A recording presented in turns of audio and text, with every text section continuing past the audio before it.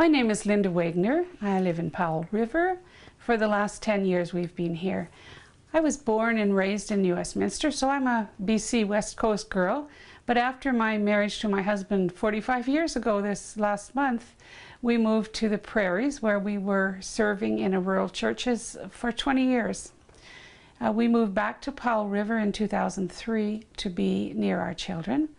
But in the meantime, I've had a lot of transitions in my life. I've gone from preacher's wife to business owner, and from hobby writer to published author.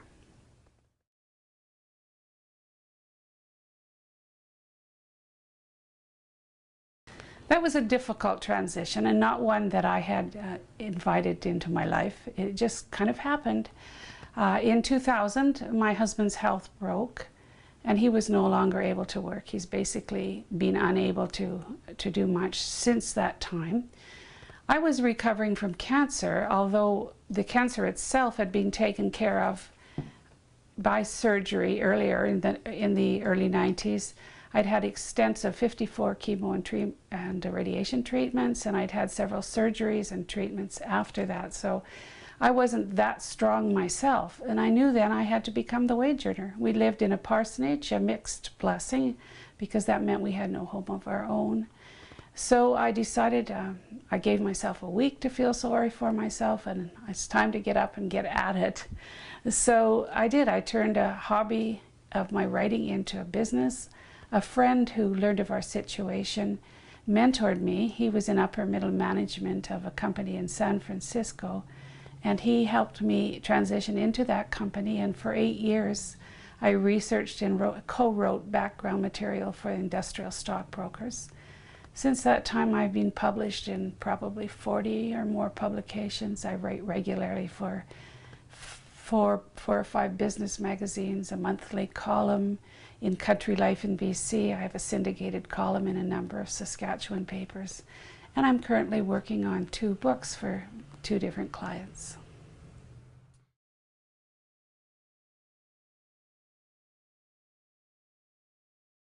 My company is called Words of Worth. In choosing that name, I tried to it took me quite a while, but I wanted to combine my spoken word and my written word. And so I put them together as Words of Worth. And later a businessman pointed out to me the applicability of that title, because it's words. That's what I deal with in whatever form, but they also bring worth, hopefully, to individuals in their particular situation, but words of worth to business people wanting to expand knowledge of their products and services.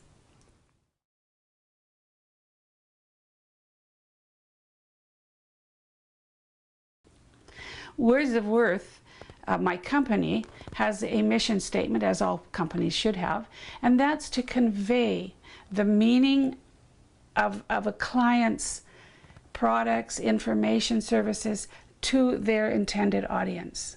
And my role is to do that through the power of words, to take that client's product, service, translate it into words that are meaningful to their intended audience.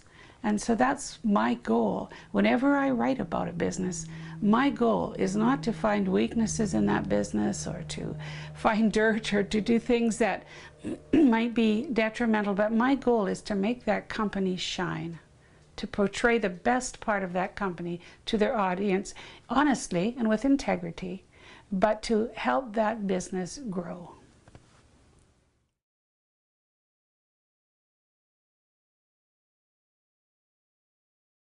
Many people, myself included, find it hard to write about ourselves. We Canadians have been conditioned to be modest and humble, and I have no problem with that. I prefer it to a braggart, personally. But we have to get our messages out. People have to know what we do well. They have to know how they can benefit by employing my services or your services, my audience's services. And it's my job to convey that to the audience. When the business owner either doesn't have time, doesn't have the ability or the inclination to write about themselves, that's where my company comes in. I can help you say it. I can help you say it well. I can help your audience understand your purpose, what you're offering, and how they can access that.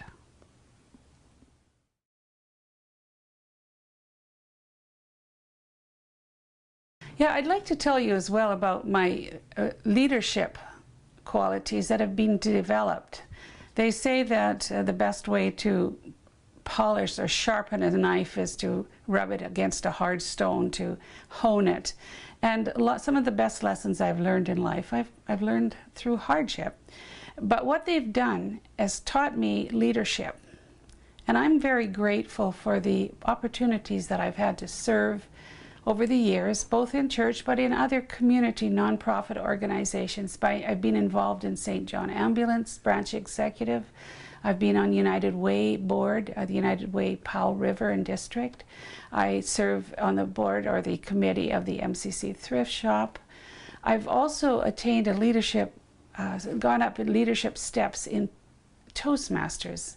I've gone from a newbie, as we call them, up through the ranks, and now I'm area governor for Powell River and part of Comox and Courtenay. So those leadership qualities have stood me in good stand when I've had to go through difficult times. I've learned how to take the bull by the horn and just go ahead and do it.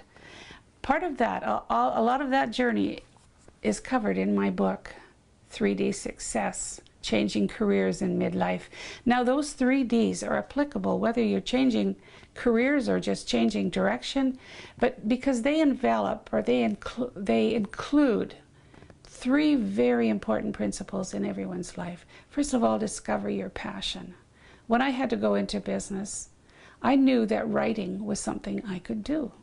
I did not have the physical stamina to work at an 8-to-5 job. I didn't have the formal training for a lot of other works, but I was a proven writer and a published writer. So I discovered my passion. By going through a number of exercises that I found online, I fine-tuned that. I found, oh, this is the kind of writing I like to do. And over the years in business, I've fine-tuned that even more. I basically just do business writing now. And then after I discovered my passion, I had to develop my plan. How am I going to do this? You don't just put a shingle out in your door and say, hey guys, I'm in business. I had to find out to create a business plan, a mission statement. I had to say, what am I looking for? What are my 5-year goals? What do I want to achieve out of this? Do I want to employ other people? All those things, I had to develop those plans. I'm not a mathematician by a long shot, so one of the best things I did was hire an accountant. But I have learned you keep every receipt, you know what you're doing, you keep on top of your finances.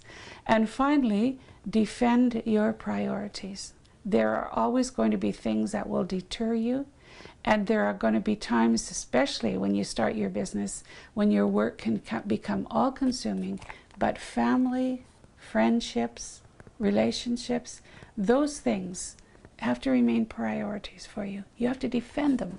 There's times you have to work hard to say, no, I'm going to put number 1 in number 1 place. So this book, 3D Success, Discover, Develop, and Defend, helps people who are changing careers in midlife. But I'm finding from what people are telling me that it's a great asset for a lot of other decisions that have to be made in a person's life.